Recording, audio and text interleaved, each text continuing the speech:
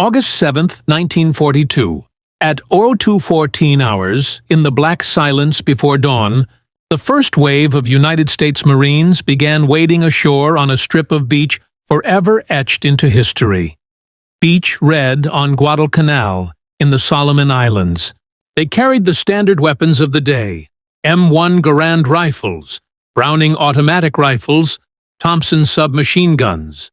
But among those weapons was something unusual, something that would catch the Japanese completely off guard. Hidden in the hands of selectu Marines was the Winchester Model 12 shotgun, a pump-action weapon originally designed for hunting but now turned into one of the most devastating tools of close combat ever fielded in modern warfare.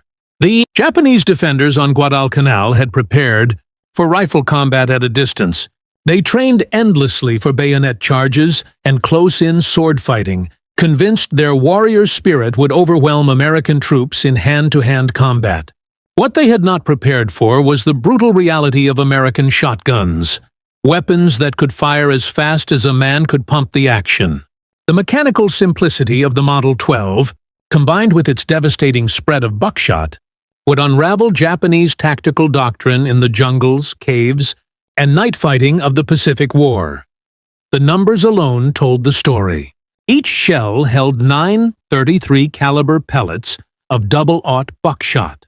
A Marine firing 6 rounds in 3 seconds with the Model 12 could unleash 54 projectiles, saturating an area with lethal firepower faster than any Japanese soldier could dream of achieving with a bolt-action Arisaka rifle. For the 2,200 Japanese defenders on Guadalcanal, this was a weapon they had never expected to face. One so devastating that Germany had actually tried to have it banned during World War I. The Germans had filed a formal diplomatic protest in 1918, claiming that American shotguns violated the Hague Convention because they caused unnecessary suffering. Their protest even threatened that any captured U.S. soldier carrying a shotgun could be executed on the spot. The United States dismissed the protest, warning that if a single American was executed for carrying a shotgun, reprisals would follow. No Americans were ever executed, and the shotgun remained in service. By the time World War II began, the Winchester Model 12 trench gun had been refined for military use. It had a shortened 20-inch barrel, a heat shield, a bayonet lug, and, most importantly, it retained the ability to slam fire.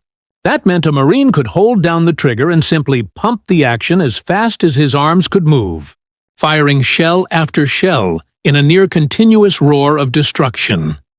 For the Japanese, who relied on night fighting and close-in bayonet charges, this was a nightmare weapon. Japanese military manuals had emphasized that Americans were weak in close combat and dependent on long-range firepower.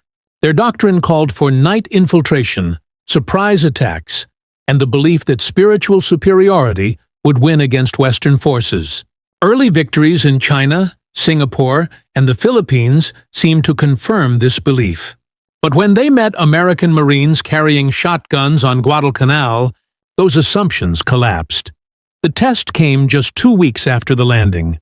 During the Battle of the Tenarú River on August 21, 1942, Colonel Kiyonao Ichiki led nearly 1,000 Japanese soldiers in a night assault across a sandbar, intending to smash through the Marine perimeter. It was exactly the kind of close combat the Japanese doctrine glorified. But waiting for them were Marines armed with machine guns, artillery, and, in the shadows, shotgun-armed riflemen. As the Japanese surged forward, they were met with a storm of fire.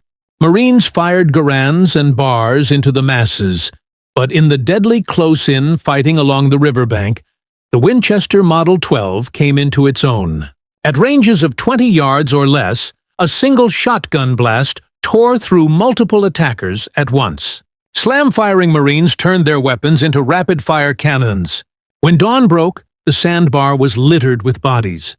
Of the 916 Japanese who began the charge, nearly 800 lay dead. The effectiveness of the shotgun wasn't just in its killing power, but also in its psychological effect.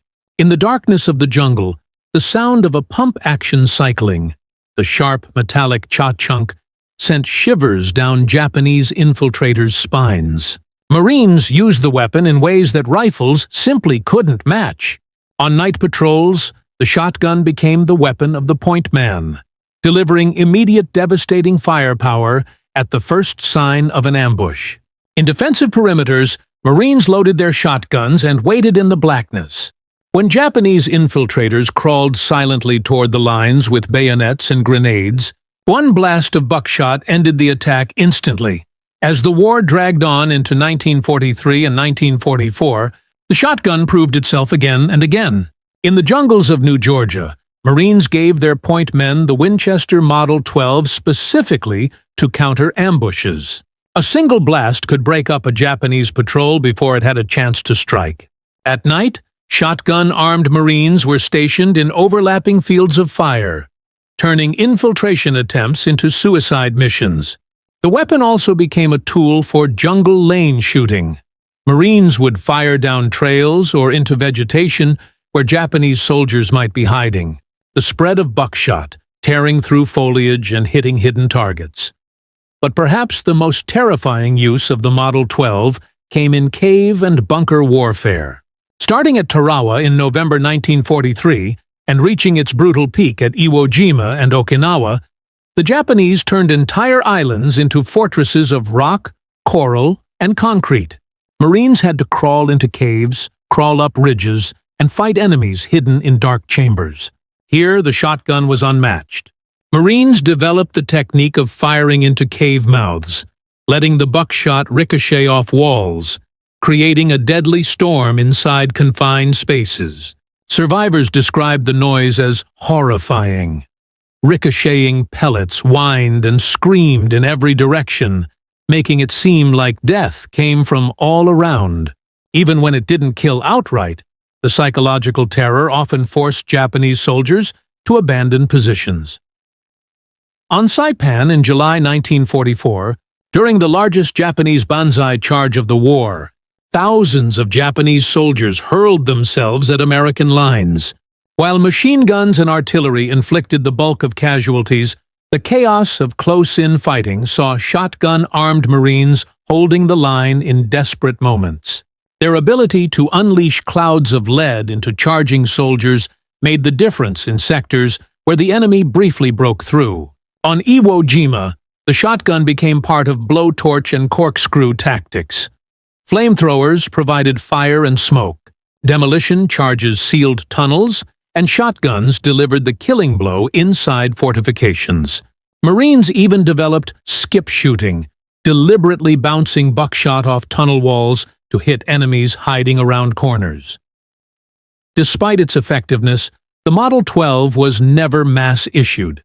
Only about 61,000 were produced during the war, a tiny number compared to millions of rifles.